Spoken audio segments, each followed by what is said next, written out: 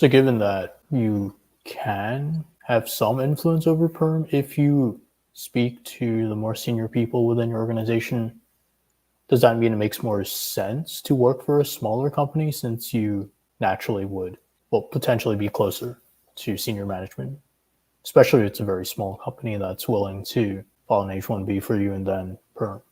Yeah, there are so many trade-offs on big versus small organizations here. The big organizations do have a scale advantage where they've filed the kind of perm for your position in the past. They have an understanding of how it goes. They should have templates that work. They should have a process flow already built in.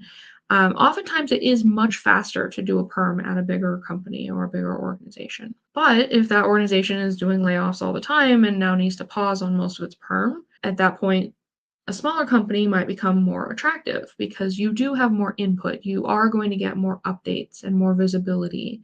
You still can't be involved in key parts of the perm process, but you can at least have that certainty that people are pushing your process forward and advocating for you. It's a really tough question, and given the timelines involved, that perm takes 2 years. I don't know if there's really a satisfactory answer. Because if you think about it, if you join a small company now and start the perm process right now, it's probably going to take about 2 years start to finish. But if you're at one of the bigger companies and they have to put their perms on pause for 6 months, they may have mechanisms where at the end of that 6 months, they can actually jump you ahead in the perm process. And you might actually still get your perm faster than you would at the smaller company because there's certain process and procedural shortcuts that they can take.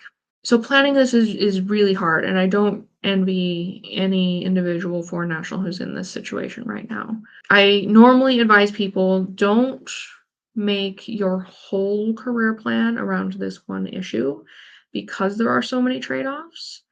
Make sure that you're still doing what's good for your career and what you want to be doing long term and then make the plan from there.